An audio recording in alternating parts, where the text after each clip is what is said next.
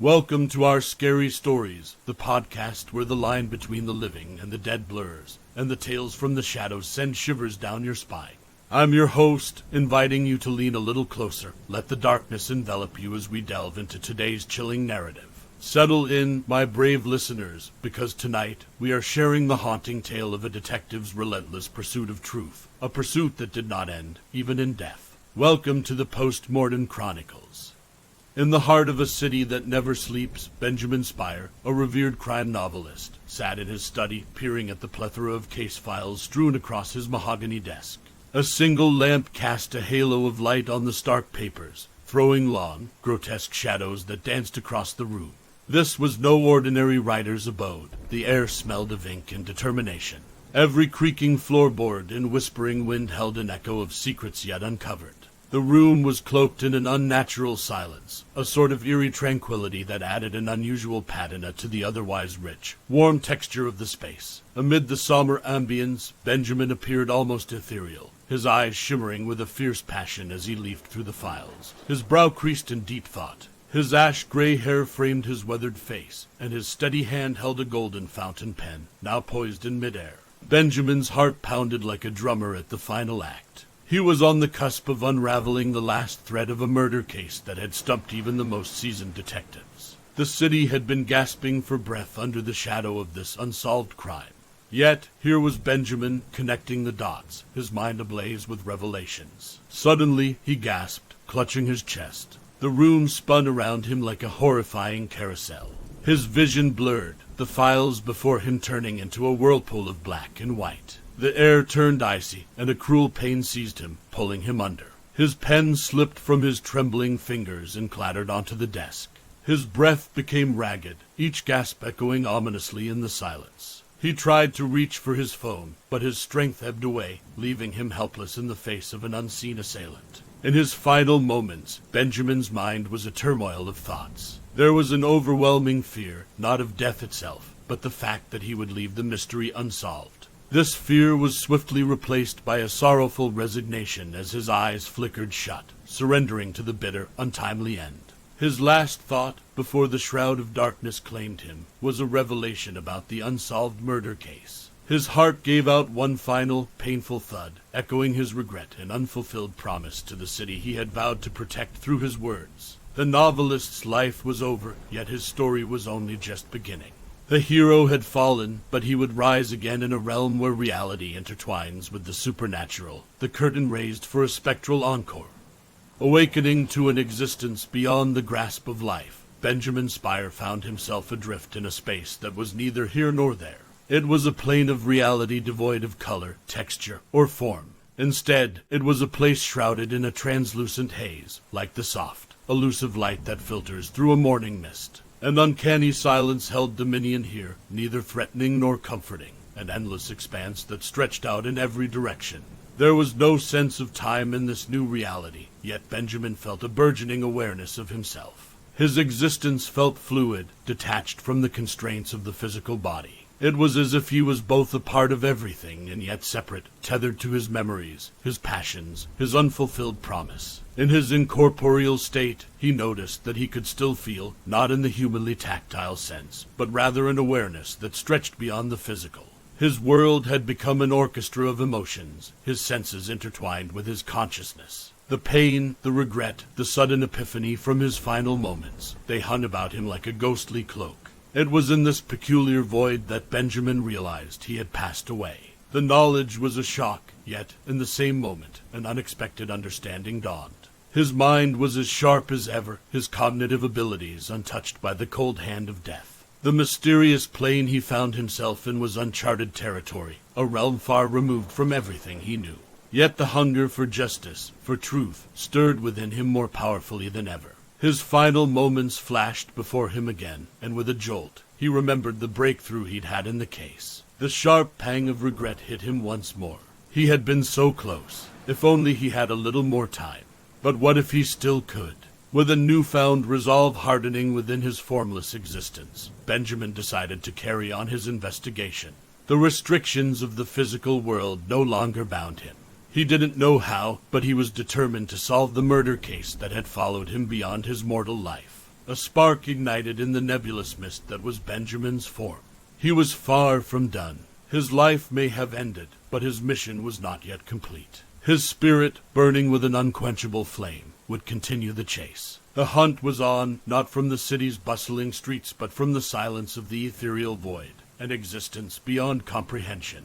For an entity without a physical form, traversing the world he once knew posed unique challenges. Benjamin soon discovered he could glide effortlessly, guided by intention rather than movement. The laws that governed the land of the living no longer applied to him. It was disconcerting, like stepping into a familiar room plunged into darkness. He experimented with his newfound ability, guiding himself first through the walls of his home. The sensation was otherworldly, passing through solid matter like a gentle breeze through a leafy grove. He felt the essence of the things he passed through, the coolness of the stone, the life in the wood, the memories in the air.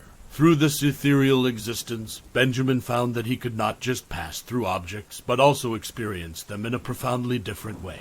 The world had taken on an eerie quality, colors muted and shadows lengthened, giving everything a dreamlike quality. This was his playground now, a ghostly mirror of the world he once knew. Intrigued and resolute, he set off towards the location that had been the epicenter of his final days, the scene of the unsolved murder. The cityscape rolled away beneath him, a somber painting under a star-studded sky.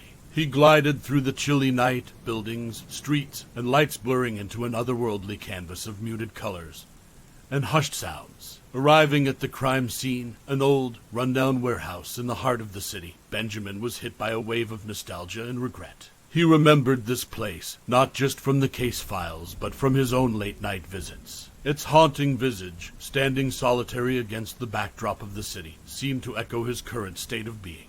As Benjamin drifted through the rusted gates, he couldn't help but be taken aback by the stark difference in how he perceived the world. The once overpowering scent of decay and dampness was absent. Instead, the warehouse was draped in an emotional imprint. Every rusted girder, every shattered window echoed with remnants of fear, desperation, and a sudden, violent end. It was not the scene he remembered investigating, but the emotional aftermath, the echoes of a life unjustly taken. Guided by his instincts and the unseen emotional ties of the crime scene, he began to piece together the puzzle in a way he never thought possible. Ghostly whispers of the past began to unfurl, providing new insights, painting the crime scene in a new, unearthly light. The eerie echo of a deadly struggle, the subtle impressions of a hurried escape. These were clues he had been unable to perceive in life, but were now unveiled to his deathly senses. His resolve to solve the case strengthened. Although he was treading on an unfamiliar path, every revelation brought him closer to his goal. His spirit continued to haunt the scene, intent on revealing the truths buried deep within its ghostly echoes. The day of Benjamin Spire's funeral arrived with a gray sky and a soft drizzle that kissed the earth. Unseen by the mourners, he hovered above the gathering in the city's central cemetery, a spectral observer at his own farewell. Before him lay a tableau of grief. Family, friends, fans, their faces painted with loss and shock, congregated around his polished oak casket. Each droplet of rain was a silent testimony to the fallen wordsmith who had touched their lives in profound ways. Observing from this ethereal vantage point, he could no longer smell the damp earth or feel the chill in the air. Yet he could sense the raw emotion saturating the atmosphere. The melancholy that clung to each mourner was as visible to him as the vibrant wreaths adorning his grave. Amidst the sea of mourners, he spotted his wife and children, their faces crumpled in silent despair. The sight twisted his insubstantial heart. His gaze then turned to his detective friends, Catherine and James, their stern faces mirroring the same regret he'd felt at leaving his story unfinished. As the eulogies echoed through the hushed air, Benjamin's gaze roamed over the gathering. He noticed a few individuals who seemed out of place, their nervous glances and forced sorrow striking a discordant note in the mournful symphony. Potential suspects, he mused, taking note of their faces and behaviors. At the same time, he watched as Catherine, in her sharp black suit, subtly scrutinized the crowd. She was every bit the diligent detective, even amidst personal loss. Her eyes were alive with the same fire that had kindled his spirit, a silent pledge to continue his unfinished work. In that moment, he knew he had an ally among the living. As the service came to a close and the mourners began to disperse, the somber cemetery was left scarred by fresh grief. As an unseen mourner, the experience was as enlightening as it was painful. Benjamin was no longer just a victim. He was an active participant in the grand scheme of justice that stretched beyond the veil of life. From this ethereal state, he began to understand that he could do more than just observe.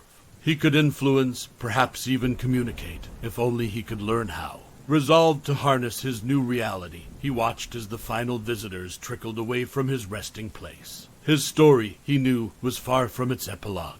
It was only a matter of time before the next act would begin, one where he wasn't just the silent observer, but also the unseen protagonist. Now more accustomed to his afterlife, Benjamin decided it was time to attempt interaction with the world of the living.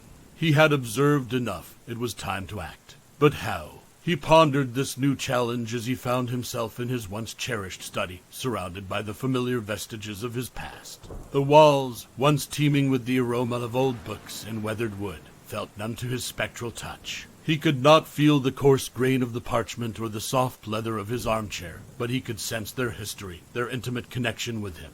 Amidst this deafening silence, an idea struck him. If he could perceive the emotional echoes of objects and places, couldn't he leave an imprint of his own? It was a gamble, but Benjamin was a writer. Taking chances was in his nature. With renewed vigor, he focused on his desk. He poured all his energy into his ethereal touch, attempting to mark it with a strong emotion, an urgent message. To his surprise, he felt a slight buzz, a brief interaction between him and the physical world. Simultaneously, miles away, Catherine sat in her office, sifting through Benjamin's case files. A shiver ran down her spine, an inexplicable feeling of being observed. It was a familiar sensation, the kind she felt when Benjamin was onto something big. A silent signal between two friends deeply connected by their quest for justice. Drawn inexplicably, she found herself standing outside Benjamin's study. The room felt different, almost alive. She couldn't put her finger on it, but it was as if the air was charged with an unseen energy. Walking over to his desk, she felt an odd pull, a lingering aura that seemed to hum with a silent plea. Intrigued, she began to dig deeper into the papers strewn across his desk, searching for anything Benjamin might have overlooked. Suddenly, a hidden compartment in his desk popped open, revealing a sealed envelope. It was Benjamin's handwriting on the front, a simple note that read, "In case of my untimely demise." Benjamin watched as Catherine discovered his secret letter. He felt a twinge of relief and hope. His message had somehow reached her. The connection between them, strong in life, had transcended even death. Unseen yet not unfelt, Benjamin began to realize that his death had opened a door to an unconventional way of interacting with the world he once knew. He wasn't merely a silent observer, he could still influence the living world. He felt a sense of achievement. His new journey, it seemed, was showing promise. Buoyed by his success in making a connection with Catherine, Benjamin set out on a new quest, revisiting his past to uncover secrets he might have missed while he was alive. He chose his first target, the place where the victim, Amelia, was last seen alive. A quaint little cafe hidden in the bustle of the city, the brew corner was known for its rustic charm and soul-warming beverages. He remembered the countless times he'd sat here, piecing together the fragments of Amelia's final day. The world of the living buzzed around him as he stood at the entrance of the cafe. Patrons flitted in and out, their laughter and chatter bouncing off the old brick walls. Benjamin's ethereal senses took in the emotional footprints of these patrons, the joy, the grief, the love, and the sorrow that they carried with them. He moved towards Amelia's usual corner, a cozy nook by the window, where a faint echo of her essence lingered. Here, the mundane sounds of life took a backseat as the echoes of the past started whispering to him. In life, he had relied on his intellect and intuition, but death had granted him a new, uncanny insight. He focused on the lingering echo, feeling a mix of Amelia's joy and apprehension from her last visit. He followed her spectral trail, leading him towards the counter, then out the back door. It was a route he hadn't considered before, a new clue in this complex puzzle. His revelation at the cafe was a significant victory. He was not just a passive specter, but an active participant in the investigation. His new reality allowed him to perceive events from a unique perspective, helping him uncover secrets that were otherwise hidden in plain sight. However, with every discovery, Benjamin felt a pang of longing. The joy of uncovering a clue, the thrill of a breakthrough was muted in his solitary existence. He missed the camaraderie, the shared excitement, and the celebratory drink after cracking a case. But this wasn't the time for melancholy. Drawing his attention back to the case, Benjamin turned his focus to the next part of his plan. He needed to alert Catherine about the new clue. If he could do it once, he could do it again. Fueled by this newfound determination, he embarked on his next venture, his silent communication with the world of the living, his message from the beyond. The task of alerting Catherine about the newly discovered clue was not as straightforward as Benjamin had hoped. As he hovered unseen in her office, he realized that he needed a stronger, more direct form of communication. He needed something that would undeniably carry his message from the ethereal realm into the physical world. His gaze fell upon the old typewriter sitting on a corner table. He had gifted it to Catherine years ago, a vintage piece she had always admired. It was an object that connected them deeply, and it had the potential to carry his message. As Benjamin focused his energy, he felt the cool metallic essence of the typewriter under his influence. There was a strange resonance, a ghostly echo that grew stronger as he channeled his will into the machine. Suddenly, the typewriter sprang to life. Keys clacked, the carriage moved, and words began to materialize on the blank paper. It was working. Benjamin felt a surge of adrenaline, or at least a spiritual equivalent of it. He could almost hear his own heart pounding in excitement if he still had one. As Benjamin typed out his message about Amelia's secret escape route, Catherine walked in, drawn by the inexplicable clattering. Watching the keys move on their own, she felt a shiver of shock and fascination. Benjamin, could it really be him? The thought was absurd, terrifying, and yet intriguing. The typewriter halted, leaving behind a trail of words that made Catherine's heart skip a beat. Reading the message, she felt a strange mix of emotions. Fear, disbelief, curiosity, and an odd sense of comfort tangled within her. It was indeed a message from beyond, and it bore the unmistakable style of Benjamin's deductive reasoning. For Benjamin, this was another step towards solving the mystery from his ethereal state. He had managed to send a clear message to Catherine, bridging the divide between the living and the dead. Despite his non-corporeal existence, he felt a sense of satisfaction wash over him. He was not a mere echo in the void. He was Benjamin Spire, a detective in death as much as he had been in life. And he was just getting started. Having established a way to communicate with Catherine, Benjamin's investigation took on a new dynamic. It was now a partnership that spanned the boundary between life and death, a unique alliance in the quest for truth. Guided by Benjamin's cryptic clue, Catherine ventured into the brew corner. As she followed the unseen path that Benjamin had indicated, she found herself in a part of the cafe she'd never noticed before. The back door led her to a hidden alley, a potential escape route that painted a new perspective on Amelia's last movements. Meanwhile, Benjamin journeyed back to his own murder scene. The echoes of his own demise still clung to the shadows of his study. But now, Benjamin found he could traverse these shadows without fear.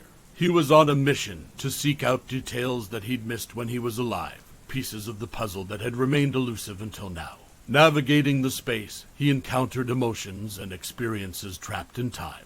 The air was dense with whispers of his last moments, each carrying fragments of the puzzle he sought to solve.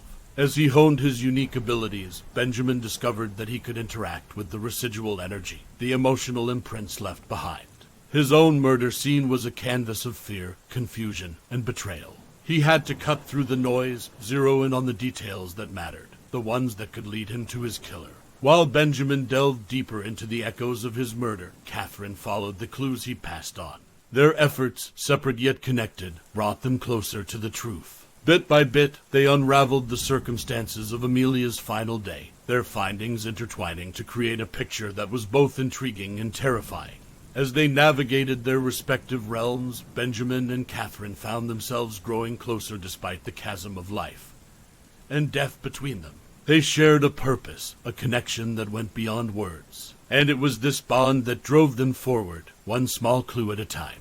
The pieces of the puzzle were falling into place, but there was still much to uncover. Amelia's life and Benjamin's death were intertwined in a complicated knot of secrets and betrayals. As they unraveled it, both Benjamin and Catherine came to realize that they were dealing with something much larger than a solitary murder. While Catherine continued her physical investigation, Benjamin found himself drawn to his own funeral, a somber gathering shrouded in mournful gray. the funeral was attended by a motley of familiar faces. Colleagues, family, friends, people from different chapters of his life, each bearing their own tales of Benjamin Spire. Although he could no longer feel the chill of the rain that drizzled over the attendees or smell the damp earth of the graveyard, Benjamin could sense the sorrow and loss that lingered in the air. It was an emotionally dense scene, buzzing with unspoken words and half-hearted goodbyes. Among the mourners, he recognized one face that stood out, a man whose presence at the funeral was as surprising as it was suspicious. Arthur Mendelsohn, a former suspect in one of Benjamin's old cases, someone with a motive to harm him. The emotional undertones around Mendelsohn were dark, a stark contrast to the somber respect of the others. This discovery added a new dimension to the mystery of his death. Back at the precinct, Catherine received the information from Benjamin, the name Arthur Mendelsohn. A shiver ran down her spine. Mendelsohn had always been a ghost from the past, a case that had remained unresolved. Could it be possible? Could he be linked to Benjamin's murder, and perhaps Amelia's as well? The stage was set for the final confrontation. Benjamin, though removed from the physical world, was not just a helpless observer. He had become an active participant, piecing together the mystery of his death, bit by bit. Together with Catherine, they were closing in on the truth, one that threatened to shake the foundation of all they had known. The curtain was about to lift on the final act. The strings of fate, life, and death were intertwined in a dance as old as time. And in the heart of it all, Benjamin found a purpose that reached far beyond his mortal life. Justice, not just for him, but for Amelia too. Arthur Mendelsohn. The name hung heavy in the air as Catherine delved into his records, unearthing details of a past that tied him inexorably to Benjamin's final investigation. Armed with her evidence and guided by Benjamin's clues from the ethereal realm, she began to see the outline of a chilling conspiracy. In the realm of the dead, Benjamin continued his investigation. He began haunting Mendelsohn, following the man as an unseen presence. The man's guilt was like a dark stain on his soul, visible only to the dead man's eyes. Benjamin saw it all, the secret meetings, the destruction of evidence, and the growing fear that threatened to consume Mendelsohn. Slowly, Benjamin began to understand the horrific truth. His murder was not an isolated incident, but the final piece in a sinister plot. As Catherine pieced together the evidence in the world of the living, she was led to the same conclusion. The connection between Amelia and Mendelsohn, the hidden escape route, and now Benjamin's death, they all pointed to a horrifying truth. Benjamin had been close to solving Amelia's case when he had stumbled upon Mendelsohn's involvement, a revelation that had cost him his life. The culmination of their relentless investigation brought Catherine face to face with Mendelsohn in an intense confrontation. As the sun retreated behind a canopy of clouds, casting long shadows across the room, Catherine, with an aura of unyielding determination, stepped into Mendelsohn's grand office. Her heart pounded in her chest, yet her voice was steady, her resolve unbreakable. She felt the silent presence of Benjamin at her side, his spectral strength bolstering her courage. His ethereal energy wove around her like a cloak, empowering her with a profound sense of justice. Mendelsohn, once a figure of authority and control, was now but a cornered prey in his own den. His eyes darted around the room, the arrogant glint they once held replaced with raw, unabashed fear. His skin had turned an ashen gray as he realized that there was no escape from the snare of his own making. As Catherine laid out the damning pieces of evidence one by one, Mendelsohn's confidence crumbled. With every photo, every report, every damning piece of the puzzle that she laid before him, his facade of innocence shattered. The undeniable truth was there, etched in black and white and underscored by his own guilt. Catherine's voice echoed in the spacious office, narrating the tale of his betrayal, his crimes, and his fall. All the while, Benjamin's silent presence permeated the room, a spectral judge overseeing the confession. Mendelsohn's reactions were raw and unfiltered, each piece of evidence hitting him like a visceral blow. As Catherine methodically unraveled the twisted tale of his misdeeds, the gravity of his actions bore down on him. His eyes flickered with the flames of guilt and fear, burning brighter with every word. In the face of the undeniable truth, with the weight of his guilt heavy on his shoulders, Mendelsohn finally succumbed. His voice was but a whisper cracking under the strain of his confession. His crimes, once hidden behind a mask of innocence, were now exposed to the light. His confession marked the end of a harrowing journey, a victorious battle waged from both sides of life's veil. It was a testament to Benjamin's unyielding pursuit of justice, a pursuit that did not cease even with his death. It was a victory of truth, a haunting chronicle of life, death, and the courage that binds them together. Justice, at last, was served. Benjamin's murder was solved, Amelia's mystery unraveled, and Mendelssohn was brought to justice. With the truth revealed, Benjamin felt a sense of peace washing over him. His ties to the mortal world, the last strands of unresolved mystery, were untangled. His spirit felt lighter, unburdened. He had done it. He had solved his final case. The relief was almost tangible, a bright echo in the vast expanse of his afterlife. He looked upon the world of the living one last time, his gaze lingering on Catherine. His final goodbye was a silent one, a soft whisper in the wind that carried his gratitude and admiration. And then he let go, the ethereal pull of the afterlife guiding him away, leading him towards his final rest. His legacy lived on in the world of the living, in the memory of those he had left behind, and in the justice he had served even in death. The Post Mortem Chronicles closed on a note of triumph, a testament to a detective's unwavering determination, even beyond life's veil. Thank you for joining us tonight on this eerie journey from the realm of the living to the shadows of the afterlife. The Post Mortem Chronicles remind us that even in the face of death, the human spirit can persist, in search of truth and justice. As we bid you good night, remember, my dear listeners, the next time you hear a whisper in the wind, it just might be a tale from beyond, waiting to be told. This is our Scary Stories signing off for tonight.